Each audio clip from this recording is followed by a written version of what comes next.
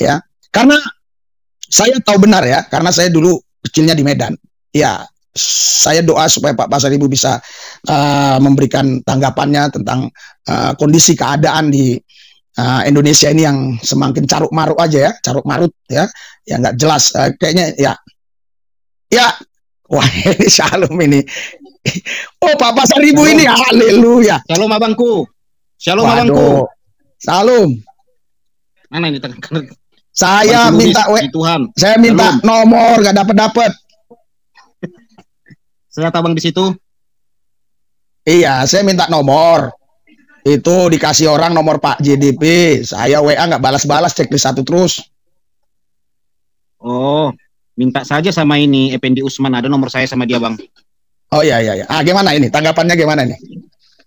Iya, tanggapan saya mengenai yang di Medan ini memang cukup miris juga ya bang ya. Kita sesama keturunan anak Medan ini kaget juga ada hal-hal intoleransi, karena dari dahulu kala hidup berdampingan, berbeda agama, berbeda suku cukup terpelihara sangat luar biasa zaman-zaman dahulu. Kalau saya di Sidamanik saya bang, di Sidamanik. Iya, situ kan banyak Muslim ya, juga orang Batak ya. Jadi kalau kita melihat mungkin juga ini hasutan-hasutan dari luar ya ke Sumatera Utara. Kalau saya melihat sih Muslim-Muslim yang di Sumatera Utara, khususnya orang-orang Batak, itu jarang mempermasalahkan agama-agama sih. Karena gimana mempermasalahkan agama? Orang itu satu marga, satu adat. Kadang-kadang jumpa juga di dalam acara-acara pesta kan. Jadi kalau di Sidamanik saya lihat banyak juga di sana Batak yang Muslim, tetapi jarang ribut tentang agama gitu, nggak pernah. Apalagi melarang-larang orang ibadah itu nggak pernah kejadian di sana. Jadi mungkin ada terpapar-papar radikalisme juga, mungkin bisa jadi orang di luar Sumatera masuk gitu ya, menghasut, kita nggak tahu juga. Jadi memang kejadian ini cukup menghebohkan dan mengherankan juga, sebagaimana kayak abang juga dulu di Labuhan Batu ya, di Kisaran, di Nabara, begitu-begitu itu kan jarang dulu ada kasus agama. Tetapi sekarang berbeda loh bang, daerah sana itu sudah mulai ada satu gitu. Seperti kemarin itu ada juga di 50 katanya, ada juga katanya ditutup gereja. Nah, pada 50 iya, di 50 katanya ada penutupan gereja. Di tebing. Itulah, kita nggak tahu juga apa yang menjadi permasalahan ini. Memang ya harus tegas lah sekarang ini bagaimana supaya terbinanya kembali hubungan persaudaraan yang terbina selama ini. Karena memang kita tahu di Sumatera Utara itu sangat terkenal sekali hidup berdampingan dan bertoleransi. Dari dahulu itu sangat terpelihara. Jarang di sana orang ribut karena masalah agama, penutupan masjid, penutupan gereja itu nggak pernah. Nah, masjid saja di sana nggak pernah ditutup, masjid orang pengajian pun nggak pernah dibubarkan di sana. Masa gereja dibubarkan, kan lucu sekali bang. Orang-orang Kristen sana sekalipun setahu saya nggak pernah ada membubarkan orang sholat Jumat dibubarkan, masjid ditutup, itu nggak pernah. Tetapi gereja sudah berkali-kali kan di Binjai dibubarkan. Binjai itu pun dulu toleransi itu bang. Saya pernah juga dulu di Diski itu sebelum Binjai itu kan toleransi juga, sampai ke Kampung Lalang, sampai ke apa sana itu Stabat gitu kan. Banyak di situ dulu gereja. Toleransi kuat itu, walaupun di situ banyak orang-orang Melayu Deli. Orang-orang Melayu Deli pun toleransi juga pada zaman-zaman dahulu, karena sangat berdampingan juga dengan orang-orang Batak kan. Sampai ke apa sana itu, mau ke perbatasan Aceh itu. Luar biasa pada masa itu. Tapi ya sekarang ini kita lihat bagaimana kejadian-kejadian ini cukup mengherankan, karena dari kampung sendiri pun sudah ada juga berita-berita radikalisme ini sudah masuk. Saudara-saudara saya Muslim itu udah cerita gitu ya. Sudah ada yang masuk-masuk tentang celananya cingkrang-cingkrang katanya gitu. Cerita sendiri mereka. Sudah mengkafirkan mazhabnya ini udah bermasukan. Jadi saya bilang sama bapak tua saya, harus tegaslah bapak tua. Kan nggak mungkin juga kita Kristen yang tegas, bapak tua lah yang Muslim. Kebetulan bapak tua saya itu kan imam masjid di Sidamanik sana itu. Memang harus ditegaskan ini. Udah pernah ceramah katanya, udah mulai ngomong-ngomong kafir katanya gitu. Gitu udah berdatangan satu-satu. Gitulah tanggapan saya bang atas kasus di Sumatera Utara ini. Ya itu saya juga menduga begitu. Jadi sudah ada masuk kelompok-kelompok tertentu ya ke wilayah Sumatera Utara, Medan, Binjai, dan mungkin sudah masuk juga mulai ke arah-arah Parapat sana ya. Iya, Pak, itu ideologi-ideologi yang memang sengaja mencuci otak mereka supaya mereka benci terhadap kekristenan itu. Kalau menurut saya, kalau dia yakin agama dia yang benar itu nggak ada masalah. Tetapi jangan jadi mempersekusi atau memojokkan keyakinan orang lain atau menjelek-jelekan. Apalagi kalau sampai melarang orang bergereja kan, beribadah kan. Ini kan yang masalah. Nah jadi kira-kira penyelesaiannya bagaimana itu kira-kira menurut pendapat Pak Pasaribu itu, kalau di sana itu caranya gimana itu? Ya Pak Pasaribu. Ya gimana tadi Bang, apanya? Agak suaranya agak putus. Ya, maksud saya kan sama kita kita ya, pemikiran kita bahwa pasti sudah banyak kelompok-kelompok yang membawa ideologi-ideologi ke Sumatera Utara, Medan, bahkan Binjai dan sampai ke Kampung Lalang yang disebut tadi itu ya. Saya tahu benar tuh daerah Kampung Lalang tuh ya. Sampai ke Stabat, sampai saya juga prediksi ini sudah mulai masuk mereka ke wilayah-wilayah ini perbatasan-perbatasan Parapat sana kan, wilayah-wilayah Tobasa sekitarnya itu. Nah, terus mengantisipasinya gimana ini gitu? Ya memang jangan sampai terlambat juga ya Bang ya, karena memang kabarnya memang sudah mulai masuk-masuk, karena memang dananya itu besar, ada dananya itu Bang.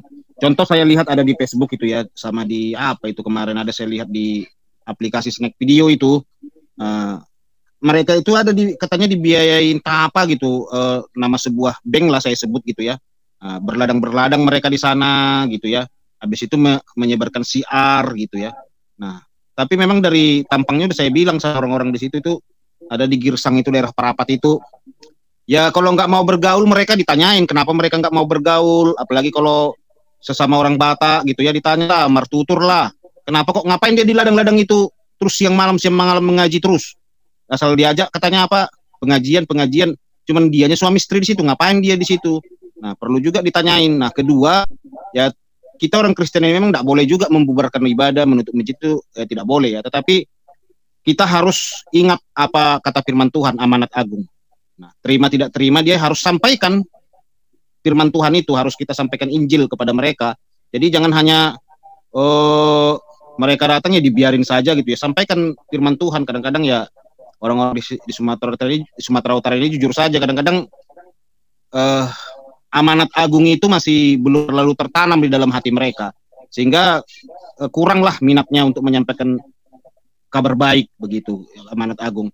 Nah, ketiga menurut saya ya antisipasi ya harus melalui pendekatan ya pemerintah juga semua segala macam, seperti orang-orang Kristen yang sudah ada itu dibangunlah imannya melalui kesaksian-kesaksian.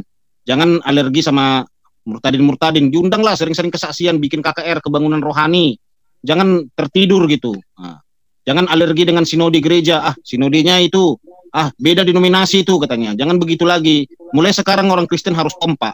Karena kalau nggak kompak orang Kristen itu akan dimampatkan oleh setan, oleh iblis, oleh antikristus ya. Sehingga memperandakan kita.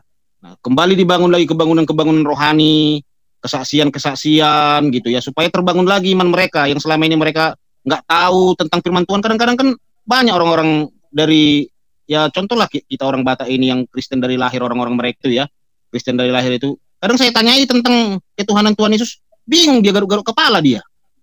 Apa gitu, yang penting Kristen gitu ya. Jadi kadang-kadang dibilangnya juga sama saya, kok bisa Lai lebih tahu, padahal Lai dari Islam katanya gitu. Ya dipelajari lebih dalam, aku bilang kayak gitu. Kadang-kadang ngeri aku membaca Alkitab ini katanya. Apalagi kalau kitab Wahyu ini merinding aku, jadi takut aku membaca katanya gitu. Jadi katanya membacanya takut, jadi taruh aja di tempat tidur itu gitu.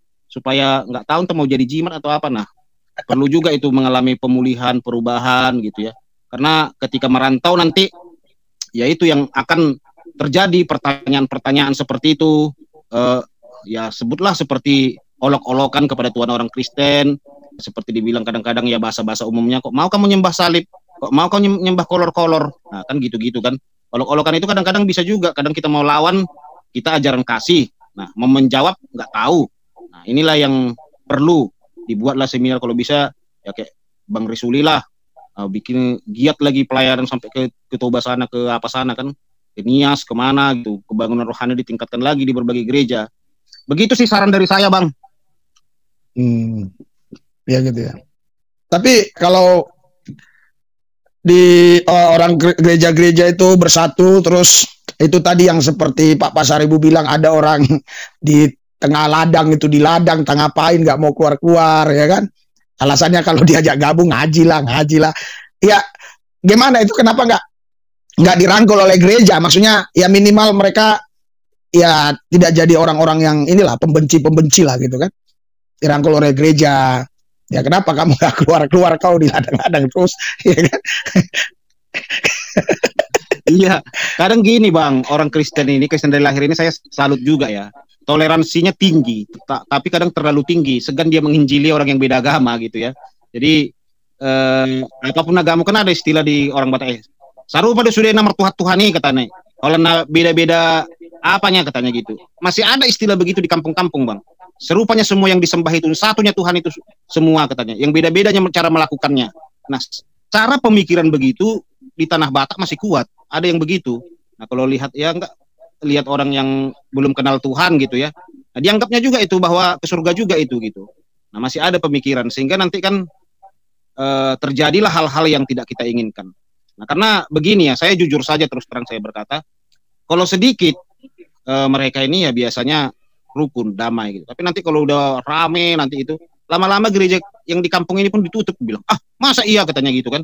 Iya, bisa itu, bilang gitu. Kalau dikasih pemahaman salah tafsir, seperti kata MUI kan, kalau ada yang tutup gereja, ada yang lakukan telolis itu kan dibilangnya itu salah tafsir. Nah, kalau mereka dapat pemahaman salah tafsir gimana? Taruhlah sekarang belum dapat pemahaman salah tafsir itu. Suatu saat mereka dicekokin dengan pemahaman salah tafsir. Ya bisa saja nanti terjadi hal-hal yang tidak diinginkan kan. Gereja yang sudah lama pun nanti sebelum zaman Belanda pun sudah berdiri, bisa saja ditanya izinnya itu, mana izinnya itu katanya nanti. Nah, itulah resikonya terbesar nanti buat kekristenan. Makanya sebelum ditanyai izin-izin gereja itu ya terlebih dahulu kita beritakan firman Tuhan, terima tidak terima ya terserah dia. Yang penting kita sampaikan firman Tuhan. Kita genapi Matius 24. Diberitakan firman Tuhan kepada semua orang, barulah tiba kesudahannya. Nah, mungkin dia belum pernah tahu tentang Yesus kan, nggak apa-apa disampaikan, karena mereka pun berdakwah juga kan ke situ. Ngapain mereka di situ di ladang kok nggak berdakwah kan gitu. Dari kayaknya pun kita udah tahu bahwa dia mau siarkan agama. Kenapa kita takut kan gitu. Dari gaya pakaiannya, dari gaya jenggotnya, dari gaya busananya kan kita sudah tahu dia datang ke situ pasti mau membawa siar. Kita udah tahu gitu. Kecuali dia datang bercelana-celana pendek, celana-celana puntung kayak preman-preman, ya agamanya non Kristen, ya berarti memang dia tidak memang membawa siar. Tapi kan dari kayaknya kita sudah tahu. Dari gaya jenggotnya pun kita sudah tahu panjang pendeknya, mana radikal, mana radikul. Kita sudah tahu gitu. Jadi kalau sudah melihat hal seperti itu ya jangan sampai dia salah tafsir nanti. Kalau udah salah tafsir ya sebelum dia salah tafsir kita sampaikan firman Tuhan. Begitu menurut saya, Bang.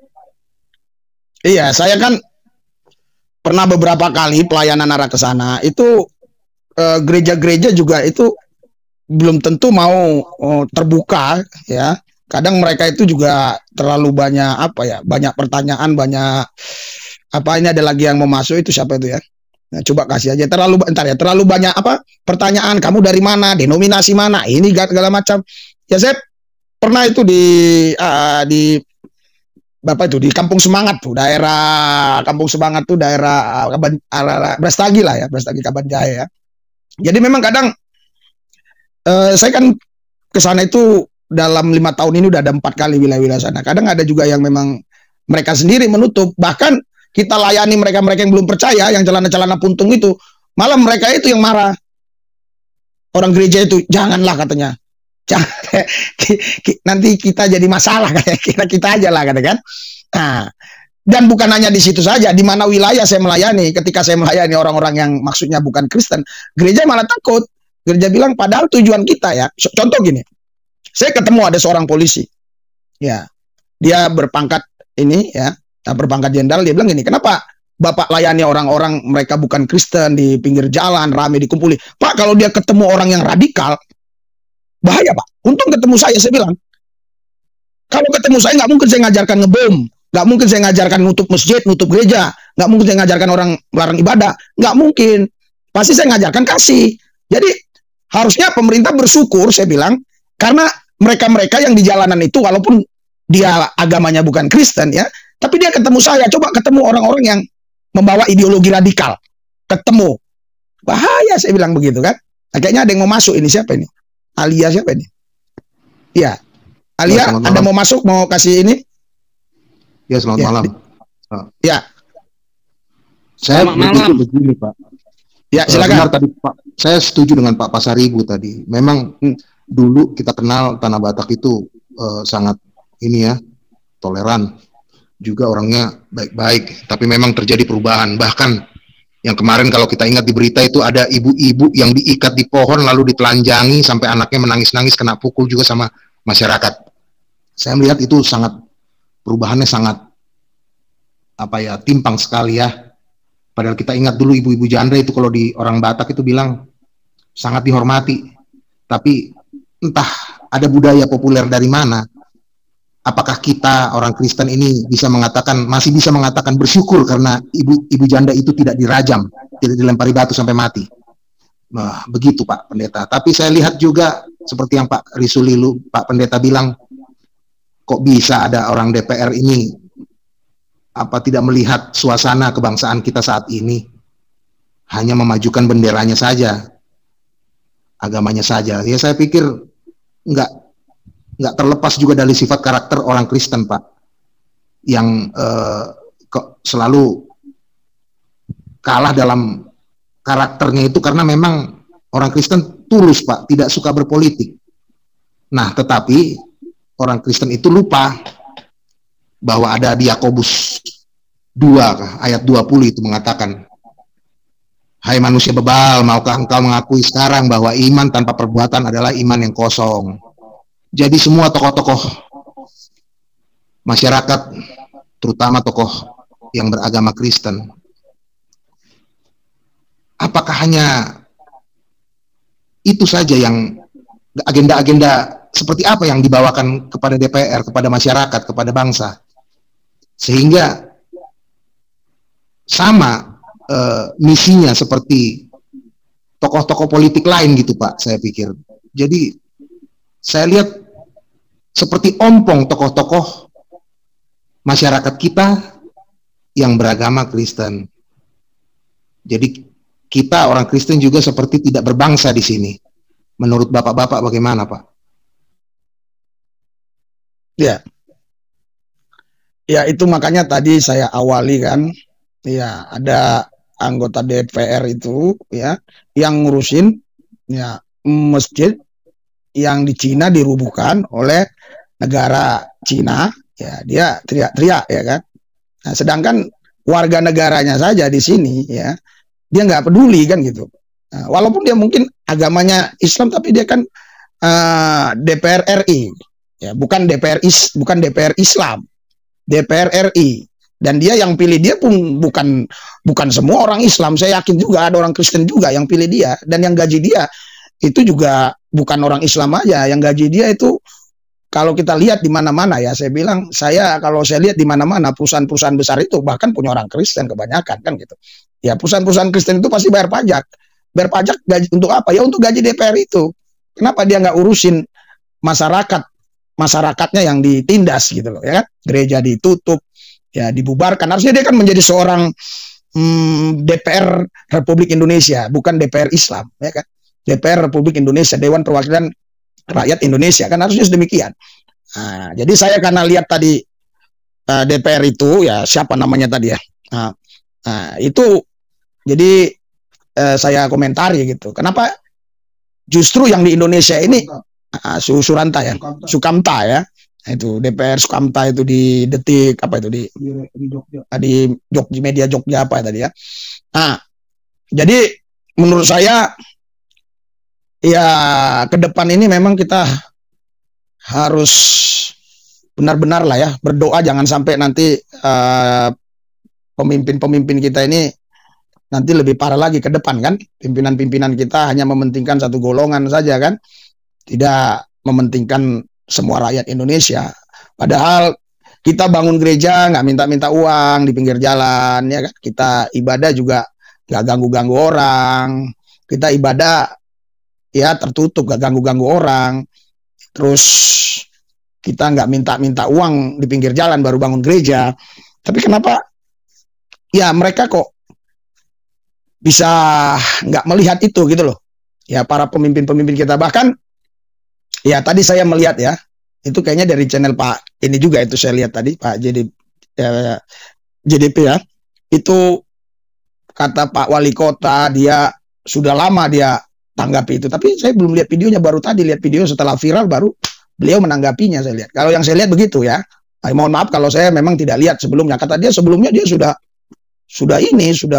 apa namanya, sudah nanggapi dengan tegas, tapi nggak ada catatan yang saya lihat artikelnya apanya, tapi justru baru tadilah ya kita sebagai orang percaya ini ya gimana, sebenarnya kita juga ya kadang muncul geram begitu, tapi ya itulah bedanya kan ajaran kasih kan. Kalau dulu kan memang saya waktu di Islam itu kan saya tidak diajarkan kasihlah musuhmu ya. Kalau kasihlah orang yang mengasihi engkau ya ada, tapi musuh nggak ada dikasih ya. Itu hanya ajaran Yesus saja, nggak ada ajaran manapun yang mengajarkan kasihlah orang yang mengmusuhi engkau, itu nggak ada, nggak mungkin ada. Ya, kalau kasihlah sesama manusia, ya ada. Jadi kalau dia sesama manusia, seperti yang dari Yeriko itu turun tuh ya kan, dari Yerusalem ke Yeriko itu ya, apa dari Yeriko ke Yerusalem itu, baru orang imam lewat diam, satu lagi Lewi lewat diam nggak bantu, dan yang lain lewat pemuka agama nggak bantu. Tahu-tahu orang Samaria bantu. Yesus bilang, siapa mereka yang berbuat kasih? Dia nggak bilang nggak bilang orang itu, orang Samaria, dia malu. Justru dia bilang yang bantu itulah. Iya kan? Iya, jadi apapun yang kita buat orang Kristen ini di Indonesia ini itu nggak diperhitungkan. Maksud saya seperti itu, seperti orang Samaria tadi. Harusnya kan tadi yang jawab itu ya, harusnya kan dia bilang, oh yang berbuat baik orang Samaria tadi, kan begitu harusnya. Iya, tapi dia nggak mau ngomong begitu. Dia bilang yang berbuat baik, yang nolong itulah, kata itu yang berbuat kasih katanya. Jadi saya melihat Medan ini makin hari ini makin terjadi gesekan terus. Ya, saya harap jangan sampai dia nyebrang apa namanya ini, Merak. Nah itulah. Kalau dia Jepang Merak kan kena ke saya di sini kan gitu. Roh-rohnya itu, roh-roh kegelapan itu, roh-roh antikristus itu kan. Ya, karena saya yakin kalau mereka nggak roh antikristus, nggak mungkin mereka itu sampai nutup orang, tutup gereja, orang ibadah nyanyi-nyanyi kok dilarang. Itu antikristus, itu roh antikristus. Iya kan? Roh antikristus yang ya pakai jubah-jubah aja supaya nggak kelihatan. Ya. Kalau dia orang beragama, ya saya juga kan dulu agama Islam, setahu saya nggak diajarkan kok. Kalau kita dulu di daerah Labuan Batu itu paling terkenal namanya Khalifah, panggilannya Khalifah itu, ya Khalifah, terus namanya lobe, yang pakai lobe itu, maka di sana itu banyak yang suluk-suluk tuh, ya Islam yang suluk-suluk itu banyak di sana itu, di Kelambu itu 40 hari 40 malam tuh ya, mulai dari Aikenopan, Gunting Saga, ya itu banyak tuh. Ya, Pak Bingke. Tapi kami nggak, saya nggak ada ya diajari untuk ganggu-ganggu orang lagi gereja gitu, nggak ada. Walaupun memang kebetulan di tempat situ nggak ada gereja sih. Iya, jadi saya nggak tahu kenapa. Saya juga baru tahu dapat kabar ini tuh, ternyata udah mulai masuk ke Sikampa, ke Rantu Prapat, kemana lagi tuh, Sigambal ya, Sigambal. Jangan-jangan udah masuk ke wilayah ini dia. Apa itu perbatasan Pekanbaru itu? Apa itu ya? Sebelum Pekanbaru itu ada kota Batu. Apa itu? Dulu itu hutan. Tiba-tiba nggak lama jadi kota apa itu? Aduh, saya lupa nama itu. Apa namanya Pak? Pak Seribu kalau bisa dibantu, apa namanya itu? Ya. Jadi Bagan Batu, Sekampa. Bagan Batu, betul. Bagan Batu. Saya dengar kabar soalnya ya 2 tahun yang lalu pelayanan di Bagan Batu pun sempat ada yang hambat begitu. Ya, padahal kalau saya lihat di Bagan Batu itu ya orang Kristen banyak ya. Ya, tapi saya nggak tahu persisnya ya, tapi banyak begitu. Tapi kenapa bisa ya seperti itu gitu? Ya. Gimana Pak Alia, ada yang mau disampaikan? Dampaknya Pak yang saya pikir Pak, karena perubahan budaya yang berada di masyarakat itu sangat signifikan Pak. Kita ingat dulu bagaimana orang Batak Toba kah, Botak Mandailing kah, Karo kah, apakah Semua sangat menghormati perempuan, sangat menghormati buruh kita, terutama janda. Tapi terakhir itu yang saya ingat berita berapa tahun yang lalu itu, sampai ibu-ibu diikat di pohon, ditelanjangi, lalu ditahan sama anak gadisnya. Anak gadisnya pun dipukul. Saya lihat kemana tokoh-tokoh masyarakat ini? Bagaimana mereka mendidik anak-anaknya? Bagaimana mereka membentuk suatu komunitas? Bagaimana dia memasyarakatkan kasih, adat, moral? Moral Medan pun saya lihat istilahnya mungkin Pak ya, kalau saya bilang istilahnya erosi moral di tanah Sumatera ini, Sumatera Utara khususnya. Saya pikir begitu. Iya, ya. Iya, jadi kalau tidak ada lagi yang memberikan masukan-masukan, kita tutuplah pertemuan kita hari ini dan kita doalah supaya ini orang-orang yang sudah dicuci otaknya itu di daerah Medan itu ya oleh antikristus itu ya, supaya pulih ya kan, karena memang ya sekalipun saya percaya bahwa Yesus satu-satunya jalan, di luar Yesus tidak ada keselamatan, tapi saya mengasihi semua orang, saya tidak ganggu orang ibadah, saya tidak larang orang sholat, memuji, menyembah Tuhan. Malah saya pernah kedatangan tamu ya, itu dari Pekanbaru ya, karena dia adalah ustadznya ipar saya.